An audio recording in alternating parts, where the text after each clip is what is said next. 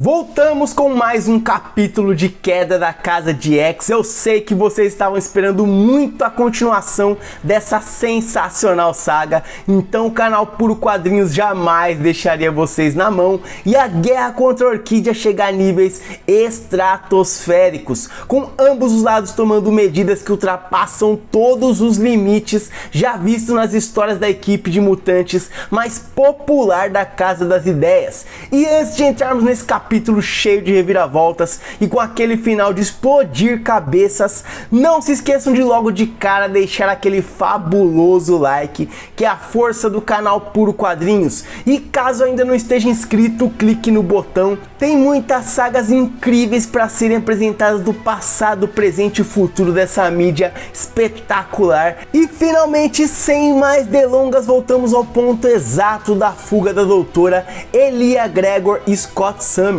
o destemido líder dos lendários X-Men, após deixarem desacordada Sentinela Ômega com um pequeno pulso eletromagnético.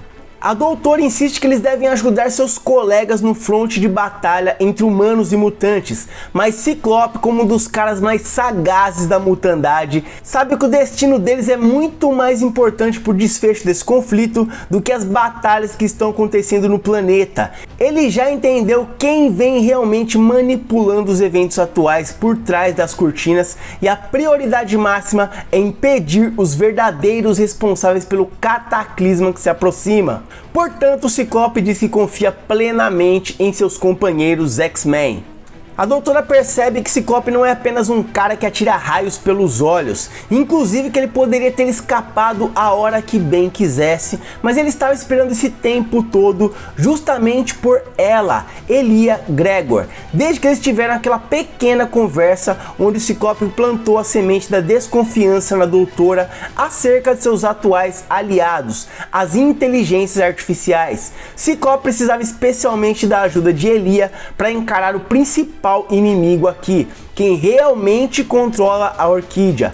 E logo mais teremos a resposta, que na verdade é bem óbvia dados os atuais acontecimentos, mas agora a rota de fuga se apresenta na figura de Illyana Rasputin, a poderosa mutante magia, que entrega a Scott o seu clássico visor para que ele possa usar seus poderes de forma mais adequada, já que seus olhos estavam completamente cobertos pelo aparelho da Orquídea, e para vencer alguns minions nos corredores do recinto, ele teve que liberar seus olhos completamente. Então agora temos o bom e velho Ciclope a pleno uso dos seus poderes. Magia pode levá-los a qualquer ponto do universo, inclusive o fronte de batalha, para que Ciclope ajude seus companheiros na guerra, mas ele prontamente diz não. Ele precisa que ela o leve ao exato local onde todos os pontos vão se encaixar, onde será revelado o responsável pelo conflito que acabou tomando proporções a nível mundial. E óbvio que antes de chegarmos ao clímax desse capítulo, teremos a resposta do porquê os milhares de mutantes da população de Arakko ainda não se juntaram à guerra. Na verdade, se trata apenas de um problema de logística. Os portais craconianos permanecem inativos em se tratando da mutandade, mas esse problema vai ser resolvido imediatamente, pois agora saberemos o porquê de Vampira e Gambit terem despertado justamente nesse momento derradeiro o mutante Dobra, pois em uma estrondosa e impressionante entrada surge à frente de Apocalipse e dos milhares de mutantes terráqueos e Araki, simplesmente uma gigantesca estação da Organização Espada, capaz de abrigar e transportar todos os soldados que estiverem dispostos a lutar nesse momento crítico pela sobrevivência da espécie mutante. Ninguém é obrigado a ir ao cerne dessa violenta batalha, mas que todos entendam que esse pode ser o fim da espécie.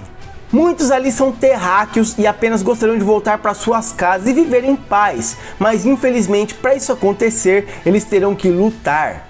Dobra por fim pede mais uma vez ao universo que os leve para casa, afinal há muita injustiça e sofrimento ocorrendo nesse exato momento e mais uma vez o universo atende o seu pedido, levando essa imensa estação espacial à órbita do planeta Terra, justamente bem ao lado da sua irmã gêmea, formando um gigantesco e simbólico X na magnitude do espaço sideral, assim dando início a mais uma batalha de incríveis proporções e fazendo Vampira se lembrar imediatamente de uma das mais trágicas previsões de sua mãe. Um dia, tantas tragédias e mortes culminariam na figura de um gigantesco X nos céus, marcando a queda da Era de Krakoa. Ela viu reis brancos se degladiando, trevas após a morte de um rei vermelho, ela viu estrelas serem partidas ao meio, mentiras venenosas de um falso capitão e um tolo dizendo verdades que vai pagar um alto preço. Para quem gosta de enigmas que vão revelar os próximos acontecimentos, isso aqui é um prato cheio para que vocês possam tentar prever o fim dessa espetacular saga, pessoal. E dando prosseguimento nessa monumental batalha, com a visão na Terra desse magnífico X, um porta-aviões da SHIELD atacando ninguém mais, ninguém menos que o próprio Fanático, que está protegendo o que restou da Ilha Viva de Krakoa, o seu cérebro. A Orquídea ataca com soldados impiedosamente para decretar o fim da Ilha Viva.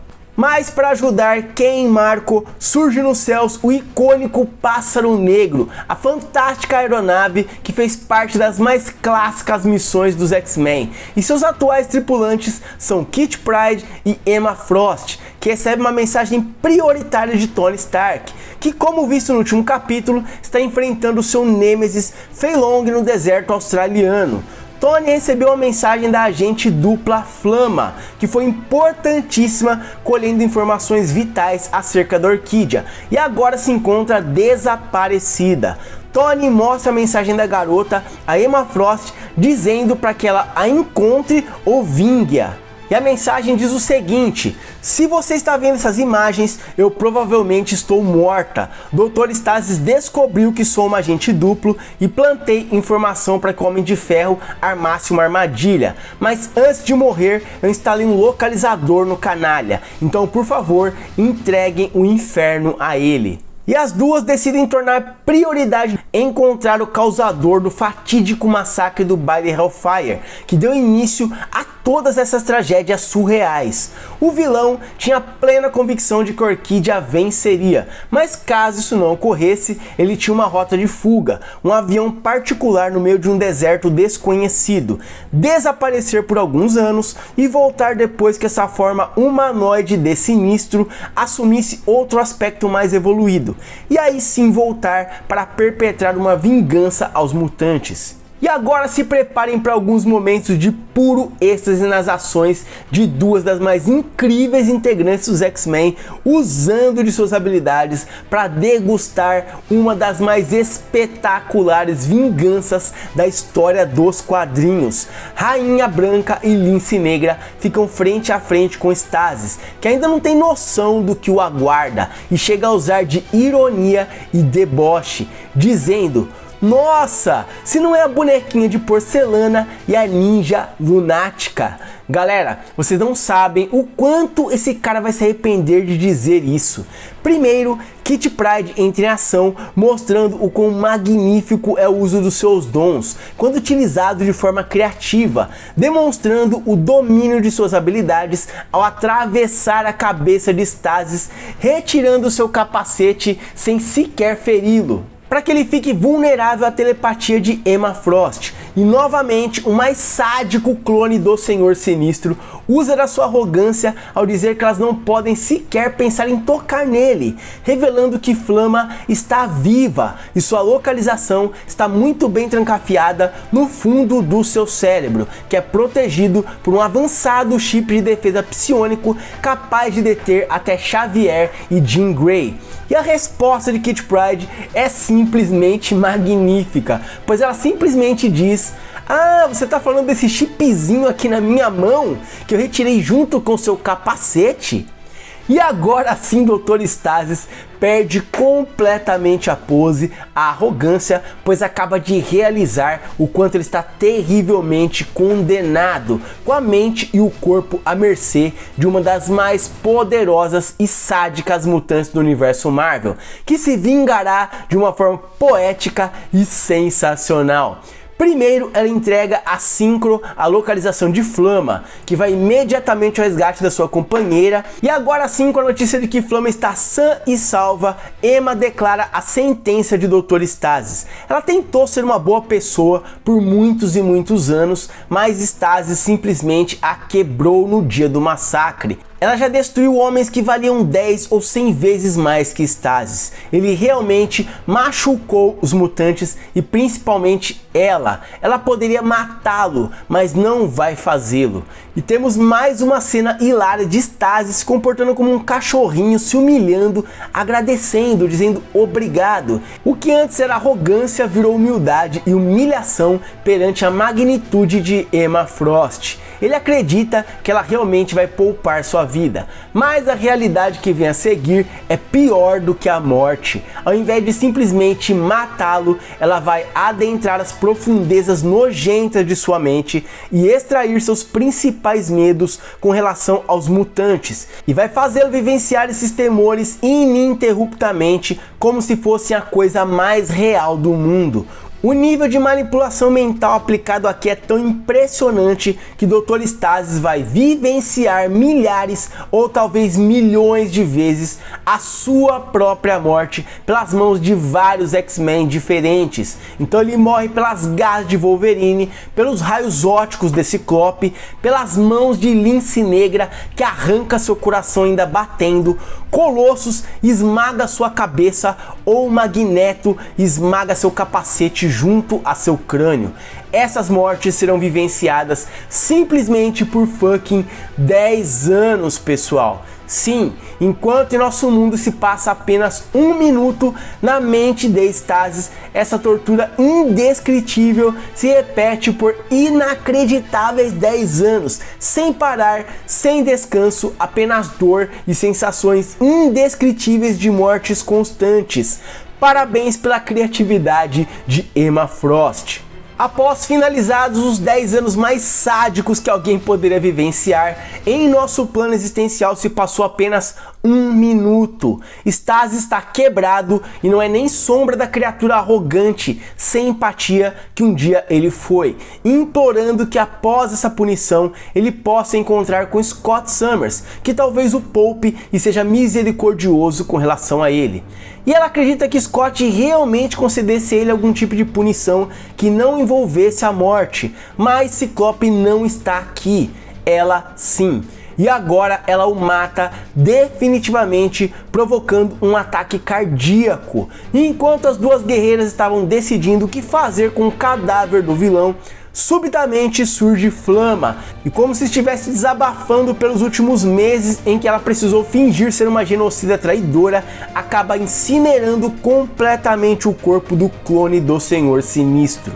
Enquanto as três decidem voltar ao Thunderbird e a batalha mundial pela existência, agora iremos aos momentos finais emocionantes desse capítulo, onde magia teletransporta Ciclope e a doutora Alia até a localização exata da pessoa que Scott quer confrontar. Eles agora estão no lado escuro da lua, uma base craconiana, antiga residência da família Summers, o que deixa Scott intrigado e se perguntando o que seu inimigo pretende vindo até esse lugar. Ciclope dá ordens para que Illyana volte até ajudar seus aliados e pede para que ela avise Emma Frost para que monitore sua situação, já que ele sente que precisa lidar com isso sozinho. Novamente a doutora pergunta a Scott se ele já ouviu falar da cidade Sentinela e revela que após a derrocada de Krakoa, a Orquídea passou a usar essa base como uma espécie de estação que deveria reportar ao lado humano da organização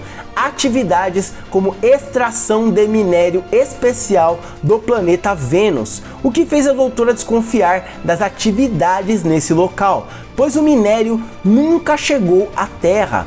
Poucos membros tinham real acesso a esse local. Talvez o próprio líder humano supremo da Orquídea não estivesse a par dos acontecimentos aqui. Apenas Sentinela Ômega, Moira MacTaggert, a própria Alia e, é óbvio, Nimrod, galera. A cabeça por trás de todo o conflito, na verdade sempre se tratou dele, o Sentinela Supremo, capaz de erradicar até os mais poderosos mutantes nível Ômega. O seu nascimento em qualquer época sempre significou o genocídio e eliminação da espécie mutante. No futuro de Karima Shapandar, a Sentinela Ômega, os mutantes venceram e ela foi enviada ao passado para estimular o nascimento da Orquídea.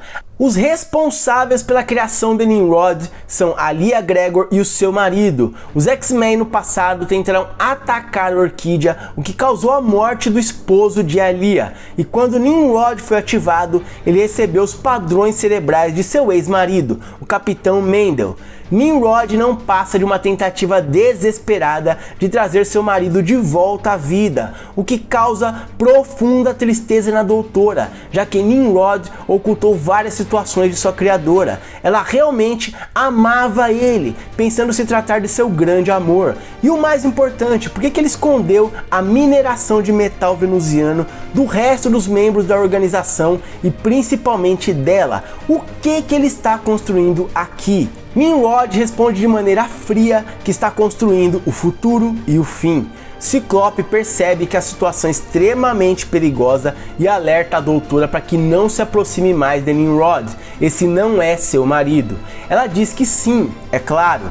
Nimrod apenas existe graças ao sacrifício de seu marido e ele é capaz de calcular a importância disso.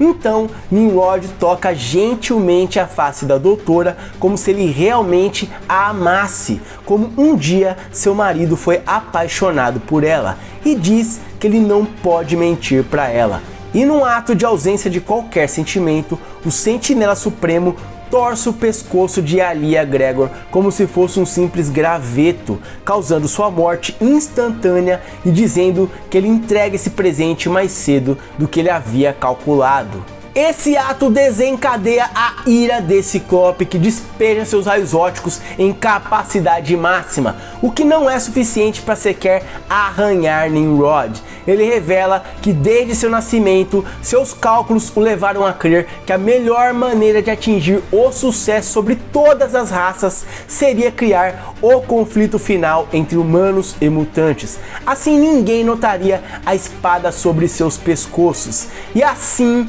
temos a imagem da verdadeira cidade Sentinela. Isso não é um simples posto de mineração, mas sim a ferramenta de solução final para humanos e mutantes. Com essa arma, Nimrod pretende esterilizar a Terra de uma vez por todas. E com essa linda mensagem final de Nimrod, chegamos ao fim de mais um espetacular capítulo, galera.